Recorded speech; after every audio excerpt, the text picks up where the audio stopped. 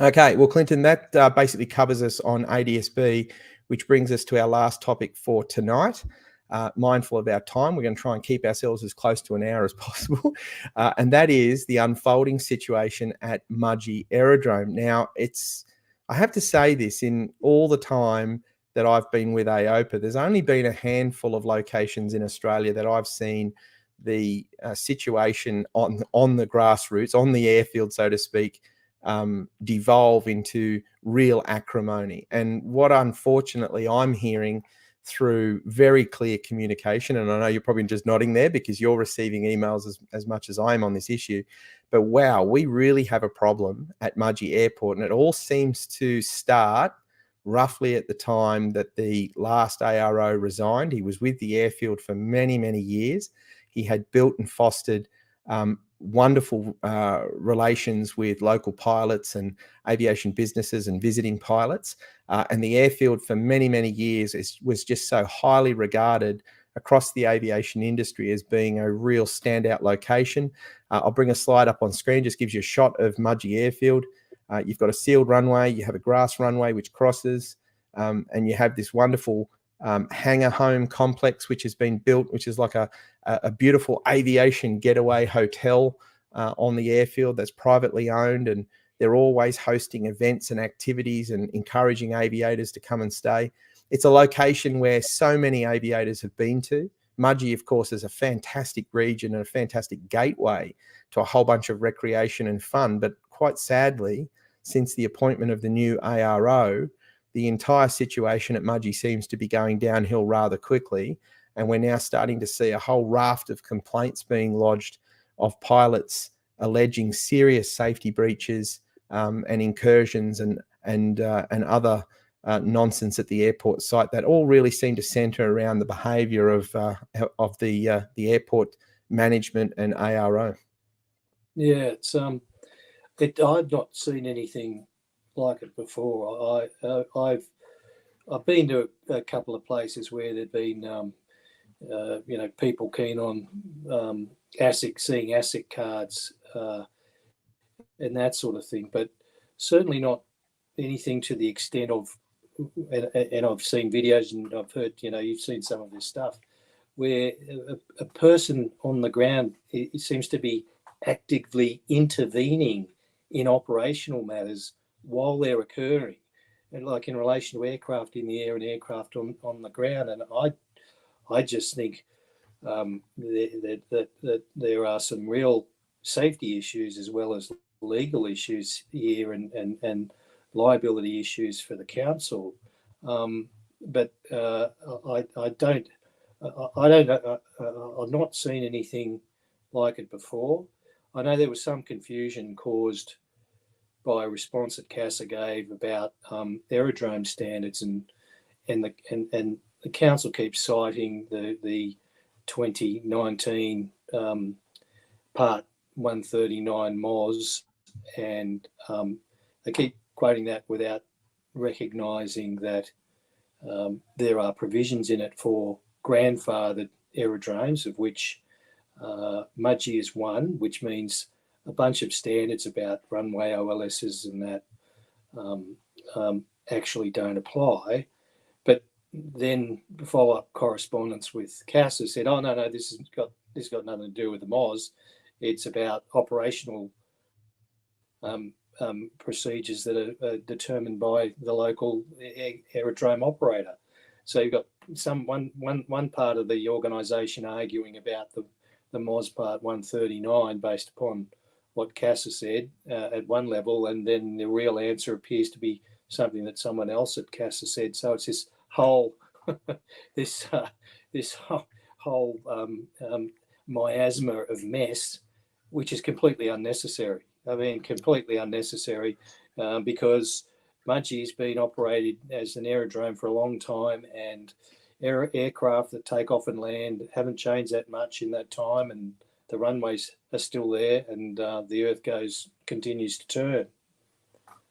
It's Clinton, it's a crazy situation up there. I had the opportunity to speak to the ARO and contacted him to firstly introduce myself, but also to let him know that the number of complaints that I've received in the last 6 to 8 months has just been skyrocketing, and that it's not. And I will say, his initial reaction was, "I don't know what you're talking about. Oh, we've never received any complaints." Yet I have copies of the correspondence that has been formally submitted.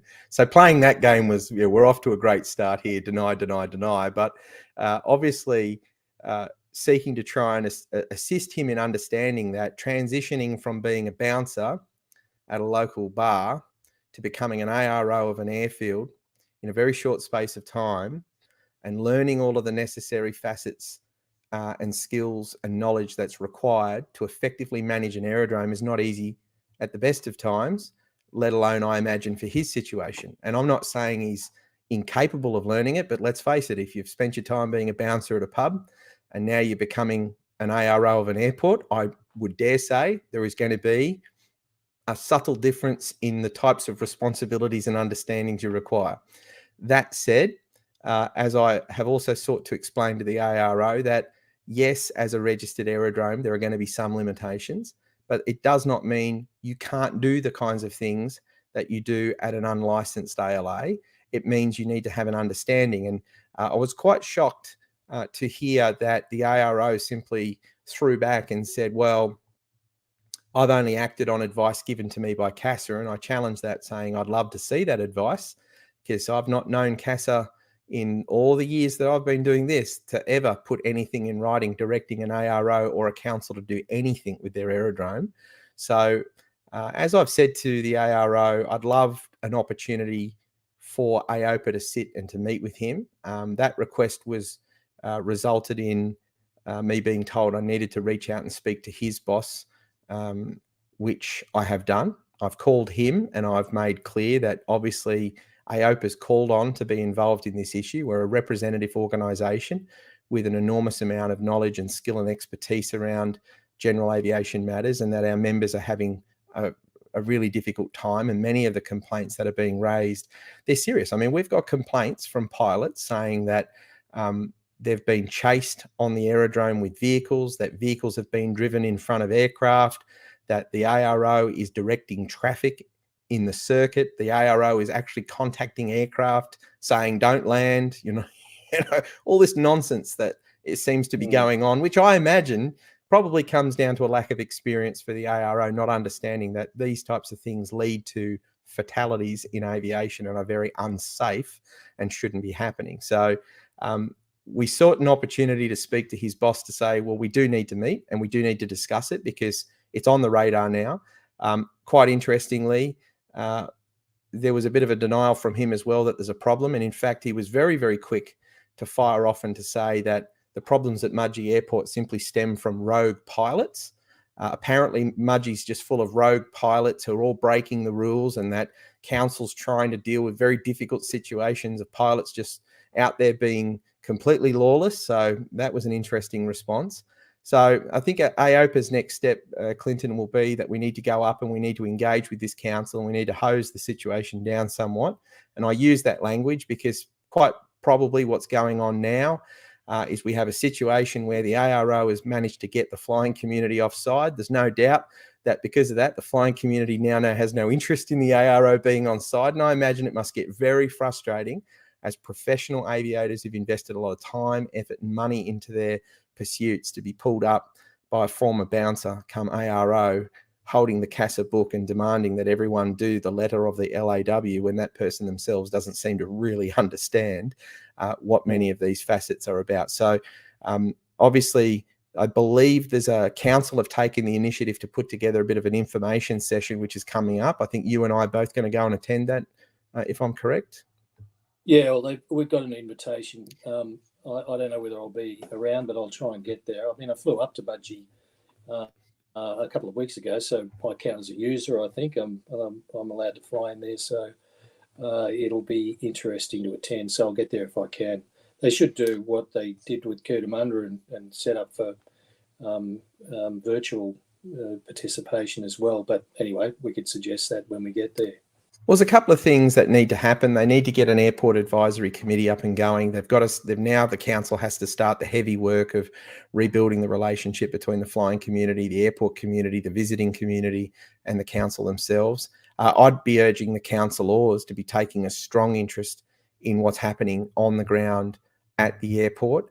Ultimately, as I said to both the ARO and the airport manager up there, AOPA has been around for 80 years. We know what we're talking about, and I dare say we'll outlast their ARO and their airport manager on these aviation safety issues. And if they think it's just going to disappear and they're going to silence the industry by playing hardball, I dare say that's not exactly a viable strategy either, because we can make things extremely difficult if the situation with the council is that they simply want to ignore the fact that the way that they're discharging their responsibilities is not consistent with safety and best practice of management. So as I said to the airport manager, it's not a threat. AOPA doesn't threaten people, but we certainly explain how things will work if we're forced into a situation, into a very big public battle over maintaining safety at the site, amenity and access for Mudgee Airport. And I'm lost at the moment with it, because frankly, this has never been an airfield that has ever come on the national radar for anything like this. Mudgee has always been known as being a great place to fly away to, and it has had such a sterling reputation. And I'm a little shocked that the council's let it get as far as it has, and I'm hopeful with a little bit of awareness that this is going to calm down and we'll get some sensible outcomes. So for everyone, and I noticed Dan Compton from Dubbo has just chimed in on one of the comments, and I know there's a few others that'll be watching from Mudgee. We are working on this issue. We ask that everyone try and maintain a cool head at that location, and we'll work through it as much as we possibly can, because ultimately we just want to get it fixed. Yeah, and Dan's obviously...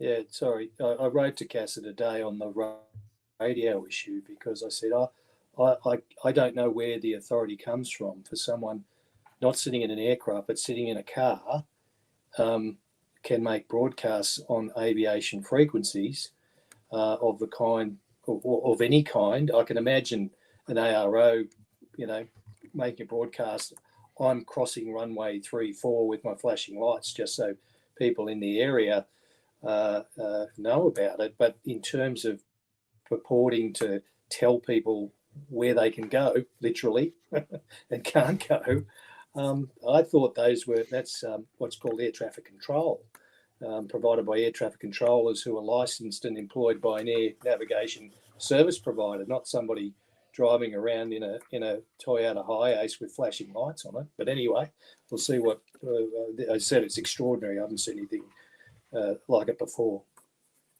It really is kind of it's just bizarre.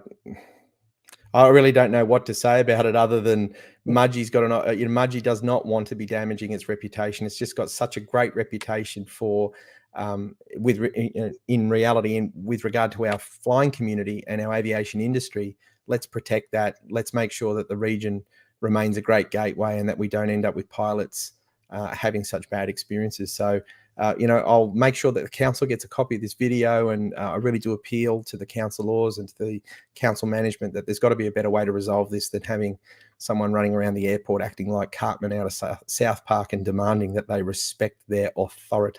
So, let's get real. Let's get back to the basics of running a really good airport with a great reputation, and put this nonsense behind us. Well, thank you, Clinton, for joining us again for AOPA Live.